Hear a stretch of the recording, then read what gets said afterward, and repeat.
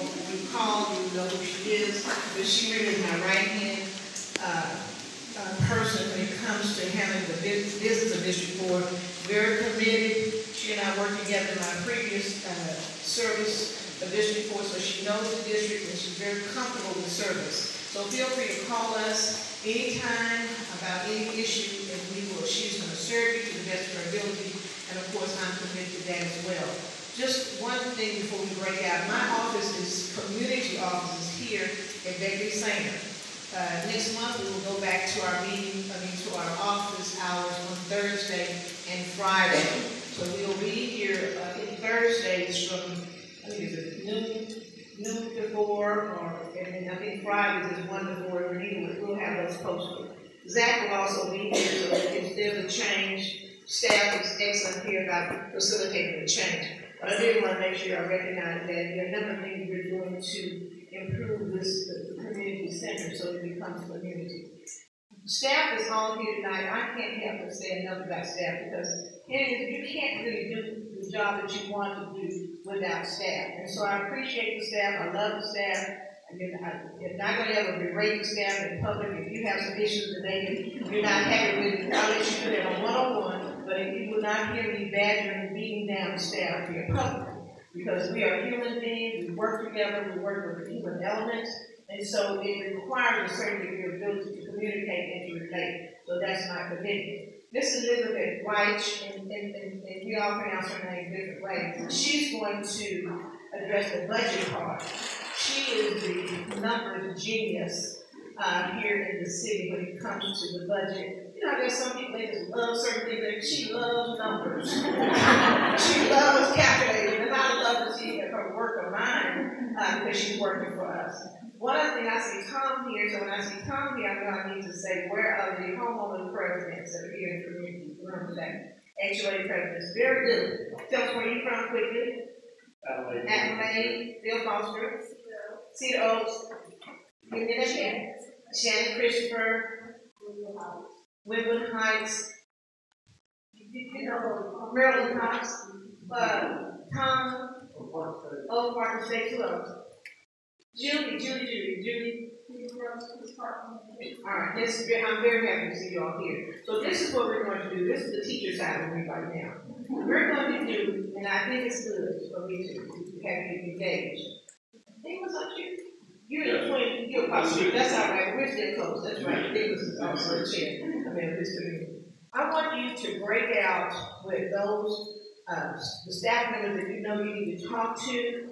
And you can't have them there all night long, but I want to get benefit out of the meeting. We're going to break for just 15 minutes. We're going to come back to the budget.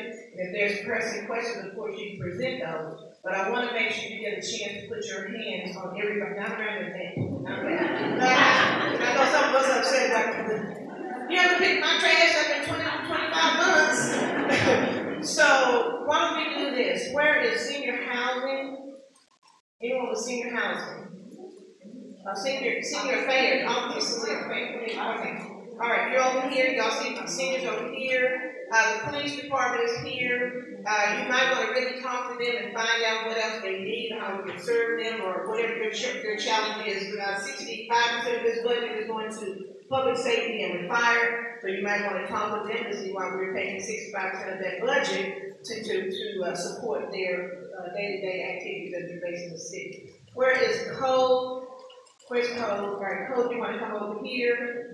What's the other? Water department. All right, so can we break for when you break for 15 minutes, you can also get your comment card, your bag of popcorn, the skinny popcorn, so it doesn't have a lot of calories. He likes some other things there. Homeless, is it homeless initiative? Some homeless solutions, Gloria will be on this side. So can we break this 15 minutes and then I'll do like this. Thank you so much. That was the organized.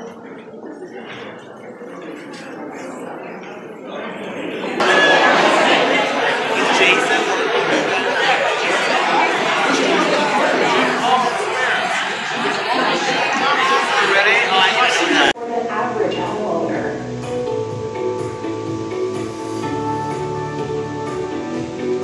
Dallas residents have repeatedly ranked infrastructure as one of the most important services the city provides, both with would like to see improved. This budget includes more than $85 million to improve the pavement conditions of 710 lane miles of streets and alleys citywide. It also provides resources to improve vehicle detection at 40 critical intersections, retime 250 traffic signals, and install 21 LED dynamic message signs around Fair Park. Importantly, the budget prioritizes maintaining our infrastructure for safe and clean drinking water and launches neighborhood drainage efforts to prevent flooding in local streets. Home to 9 Fortune 500 corporate headquarters and 59,000 small businesses, there is no doubt Dallas is a great place to do business. With this budget, Dallas will continue to spur new development in 19 tax increment financing districts. We will also increase efforts to stimulate small businesses and startups in high-need areas, and will broaden our investment in minority and women-owned businesses. Of course, a community is more than just business. It is people and neighborhoods too. We will update our comprehensive plan to incorporate new policy initiatives and encourage strategic land development, all while promoting equity, sustainability, and neighborhood revitalization. This year, we will focus on the availability of affordable housing as we continue to implement the city's comprehensive housing policy. In June, the City Council increased the property tax exemption for seniors and individuals with disabilities to $100,000 from $90,000. This means a senior with a home valued up to $125,000 will not have to pay city property taxes, helping more seniors stay in their homes.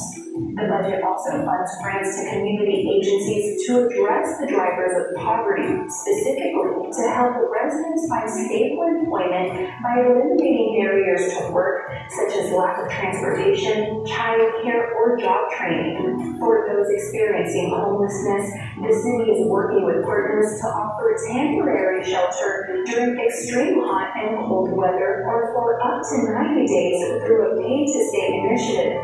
We are also starting a neighborhood grant program to reclaim and repurpose areas previously used as homeless encampment sites. Finally, we are working to advance equity and inclusion in city government and across Dallas. We are doing this by understanding historical and deeply ingrained policies and practices and engaging the community to address present-day challenges.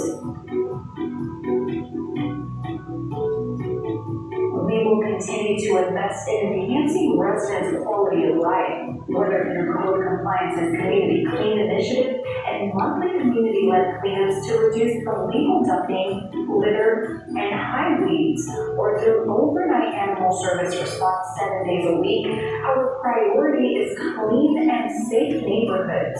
Additionally, we will boost recreational programming for teens and host pop-up cultural centers to bring cultural activities to areas without easy access to arts programming. Residents without internet access at home will also be able to check out mobile hotspots from the library.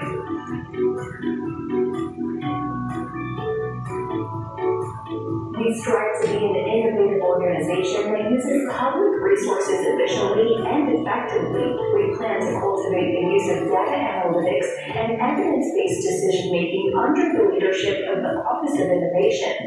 We will also focus on making the right technology investments, monitoring vendor performance, and reducing the overall cost of our fleet management. Lastly, we will foster an ethical organizational culture by continuing biennial ethics training and expanding the Employee-Led Values Ambassador Program. Through this budget, the city will continue to put service first to meet your needs with empathy, high ethical standards, a commitment to excellence, and a focus on equity. We welcome your feedback on the budget. To share your thoughts or learn more about the city, its departments, or programs, visit DallasCityHall.com.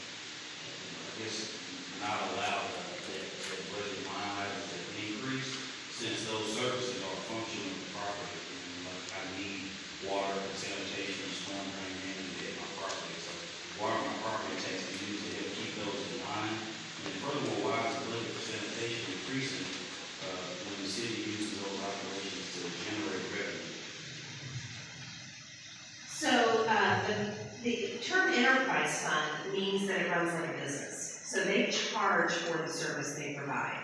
That's why we don't use the tax dollars, the sales tax or the property tax, to finance sanitation. We actually used to do that. But a few years ago, the City Council made the decision to make sanitation an enterprise fund and to separately charge for those services to fully cover the cost of what they're doing. So that's really what's going on, is they're building up the ability to replace their fleet and to do all of those things to continue to provide the service. They're also increasing the landfill gate rate this next year because the cost of the landfill, et cetera, is a big piece of it. So that's what they do. They don't use tax dollars, they charge for the service. And similarly, the reason that they, if they need to provide more, they would charge more. So for example, the storm, and I'll just say it because I'm sure there's an elephant in the room about the storm, resulted in sanitation dipping into some reserves that they had, what we call fund balance. So because they're an enterprise, they need to build up some reserves so that they can use that when that situation arises. And however, it was a very, very costly storm. And so that's another thing we've got to make sure we do, is keep that fund healthy enough in the future that we don't have rates spiking when a big storm comes through like that.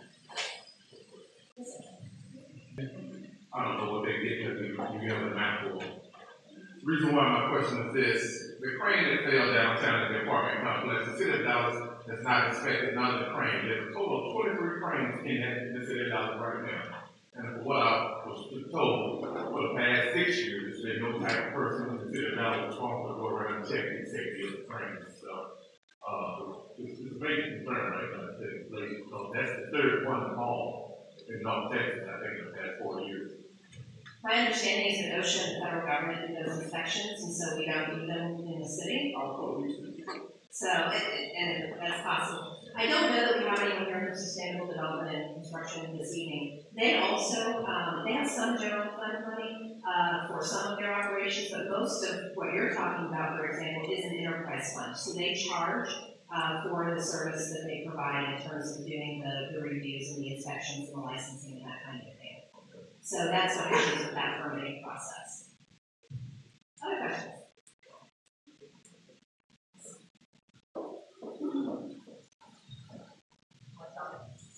So with all the new construction and all the property tax increases that we're all facing because of our property being reappraised, why do we still need to raise the tax rate? So new construction, the city had $3.7 billion of new construction value come on the rolls this year. That is really strong new construction growth. And we saw $3.5 billion last year, so this year $3.7 billion. It's been above $2 billion for 5 or so years now, so that's been really strong in this economy, new construction growth. Last year at $3.5 billion and this year at $3.7 billion, that generated $20 million in each of those years in revenue. $20 million is not enough to cover, for example, the police and fire raises. And so the reason that we then also have to rely on the reappraised properties, those that aren't new to the rolls, is because we have increasing costs of services for the city in general. So that's really the explanation. What we did, however, to mitigate this, to try to lessen the impact, to not request a tax rate any larger than we needed to cover these public safety increases and other increases, is that we put some one-time funding for public safety into the first year of the biennial budget. That next year goes away. We won't be spending that one-time money, so that we have the money there in compensation money for next year. So we did that to smooth over the 2 years what we needed, so that we only needed to adjust the tax rate in 1 year. The other thing that we did was we took a look at our debt, the debt side of the tax rate. So when you pay your property taxes, you pay part of it to service the debt of the city and part of it for general operations. We moved part of the tax rate from the debt side to the general operations side, again to lessen the amount we would need to seek in terms of the tax rate change. And so that does limit our capacity for future debt. But we don't believe it limits it to the point where we cannot have another bond program in 3 years to continue investing in infrastructure. Other questions? Yes, sir. Now I might have to ask you to. As far as I know.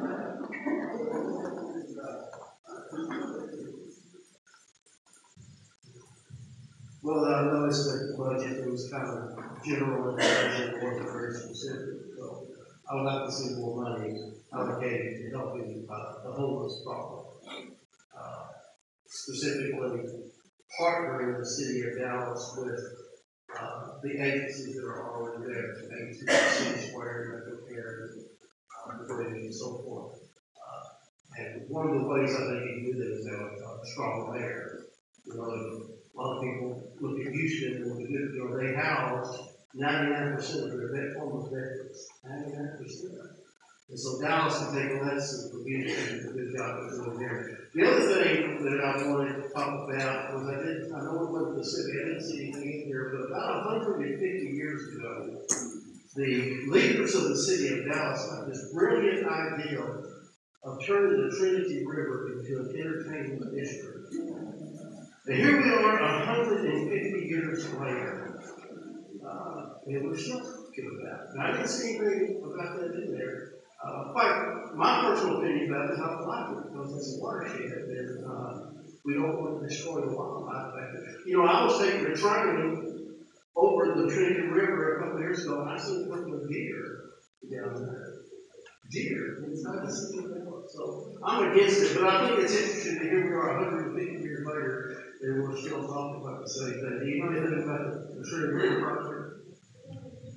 Not probably as much as you want me to know about it. Because I don't have money in the budget for it. And so that I can tell you is that there is not money in this budget specifically for that.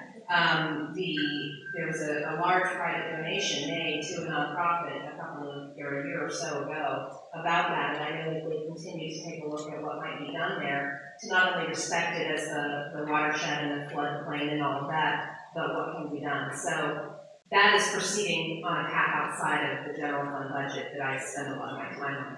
Going to homeless, so there are investments. We didn't detail them specifically in the video in terms of the numbers, but let me give them to you now.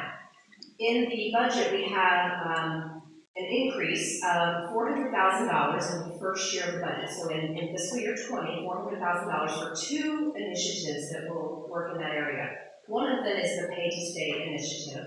And so that is where a homeless person will need a place to stay for the night. You might charge $12 for that bed. The city will pay for that so that those nonprofits will make available additional overnight beds for folks. So the Pay to Stay initiative.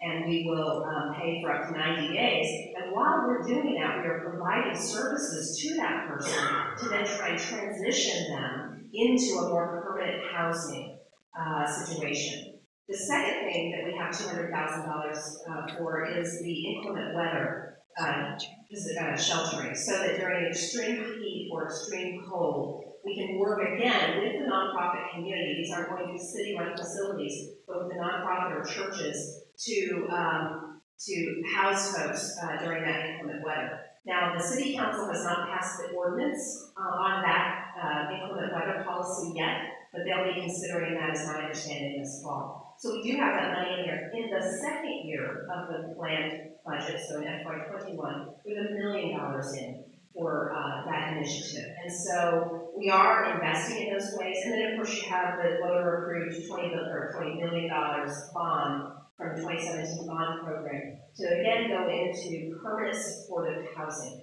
Not temporary, not just overnight, not just a shelter, but permanent supportive housing. And I'm really proud of our Office of Homeless Solutions because when they talk about it, I don't know all the numbers off the top of my head, but they talk about how many people they really have moved into a permanent situation. And sometimes it just takes someone who is going to look at all the different services, whether it's healthcare, whether it's, of course, a job potentially, or maybe it's substance abuse, or maybe it's just, a combination of all of that, and move people into housing. And they're really finding some success with it. Of course, we want to do more. But you raised a very good point about partnering with. Us to start our officers and our firefighters at $60,000 is making a difference. We are seeing now a bigger influx of recruits. So I believe it's now 4 weeks. We started with a class of 68 recruits. That's the biggest we've had in probably over a decade. And that's all because of you, not only talking through our council members, but again, we recognize that it's your sacrifice. And that's what this is all about, right? To let you know what we're trying to do with your hard-earned tax money. So we're expecting even a class now of 50 or 55 starting in a few weeks.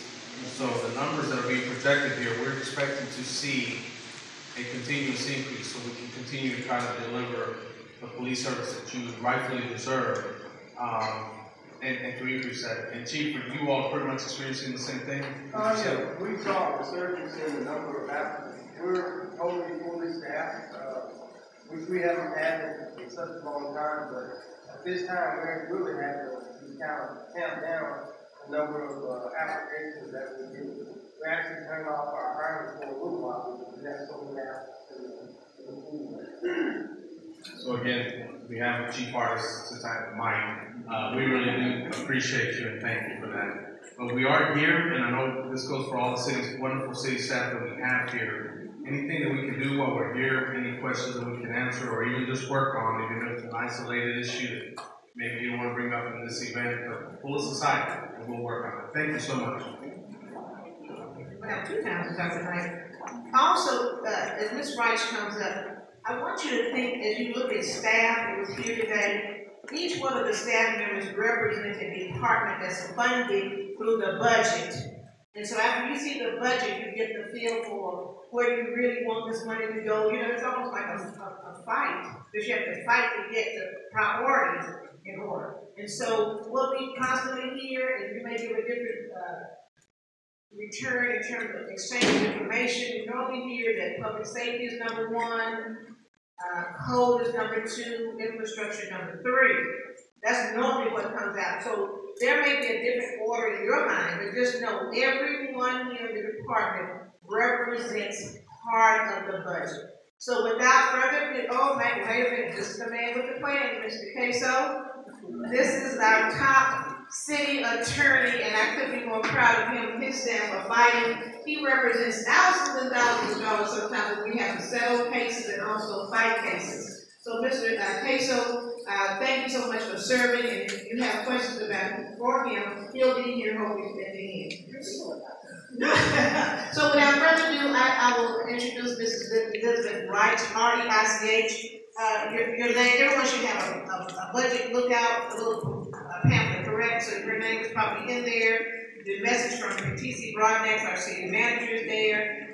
I have the pleasure of working, had the pleasure of meeting her and working with her, and very, very much proud of the work that she does. And it's almost like being in the classroom when you see a student is so excited about the work, and she puts a lot of work into what she does. So I know that what you see in writing tonight with all the figures, she's very comfortable with them, she knows them, she can answer all the questions. So she has the presentation, it's going to be a video, and then we'll have any questions that you have for what you see. But just thank you so very much for being a good public servant. Thank you, Mrs. Elizabeth Wright.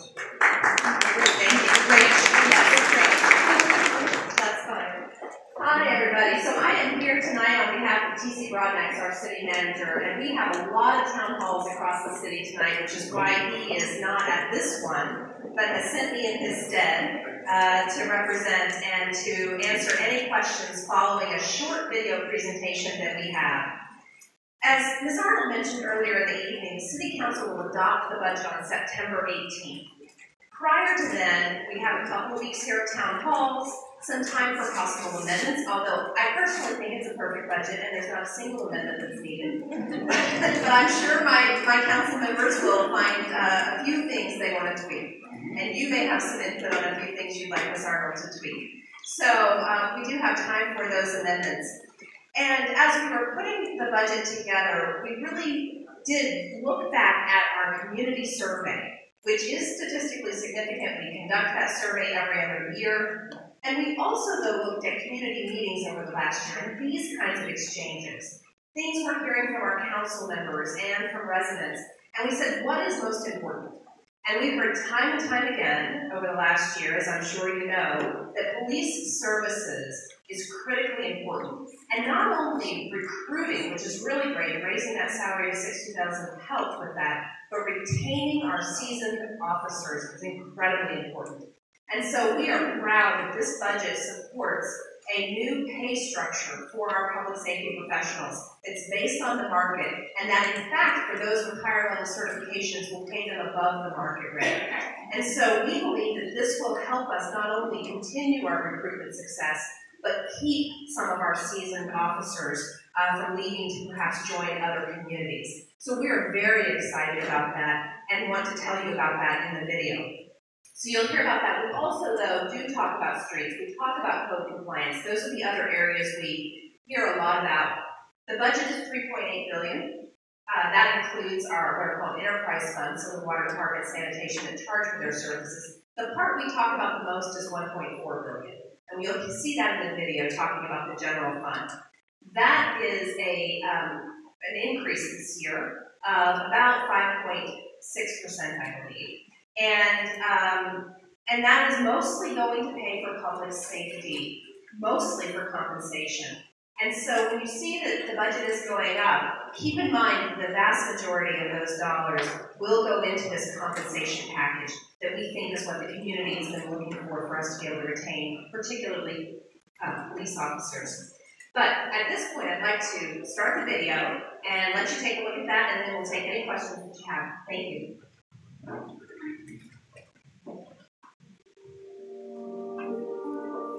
Dallas is a great place to live. The things that happen in Dallas impact the entirety of this 6 million plus people that live here. The things that you will see in this budget do specific things to advance the collective good of the entire community. Public safety is the #1 priority for this city. What we're looking to do in this current budget is invest in not only recruitment and retention efforts, but ensuring that the pay package and or the reach that we provide for our first responders is sufficient enough to make them want to stay with our city. We're doing work in communities to ensure that every resident, no matter where they live, is available to be able to receive all the necessary services that the city offers, and that they can find a way to reach their outcomes consistently across the city, regardless of what your zip code is. We're making Dallas a more desirable place for businesses and families by improving and finding ways to make sure that people have access to more parks and recreation facilities. Our library system, we're funding and supporting efforts there. We're investing in economic development programs. We're investing in workforce development.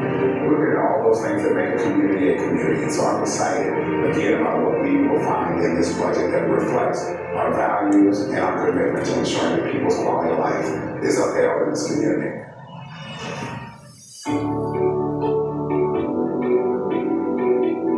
The city's $3.8 billion budget for fiscal year 2019-2020 funds a wide range of services to meet the needs of our residents. Included in the budget is $1.4 billion for our general fund, which supports core services residents depend on every day, such as police, fire, parks, libraries, and more. Dallas water utilities and sanitation services are also part of the budget, as well as resources to implement the bond program voters approved in November 2017 for streets, facilities, and infrastructure. Our budget is based on the city's 6 strategic priorities, direction from the city council, and community input. The city's commitment to service first begins with ensuring residents, businesses, visitors, and employees are safe. Public safety is the largest part of the budget. We devote 100% of your general fund property tax dollars and about 25% of sales tax to public safety. It is our priority to address the public's concern to increase first responder pay and hire more police police officers. With this budget, base pay will be competitive with the market, and officers with higher certifications will be paid even more. This will help us recruit and retain police officers and firefighters. We plan to have 3,053 police officers and 1,942 firefighters on duty by October 1st, 2020. We are also setting funds aside to hire or retain additional police officers or to implement recommendations from the police staffing analysis. To ensure first responder safety, we will purchase self-contained breathing apparatus, a second set of personal protective equipment for firefighters, and replace body-worn cameras for police officers. We will create a team of civilian crime analysts to track data in real time and proactively implement crime-fighting strategies across the city. Lastly, we will fund the Office of Community Police Oversight to serve as a liaison between the community, police department, and Community Police Oversight Board. To fund these public safety investments this year and in future years, we need to make a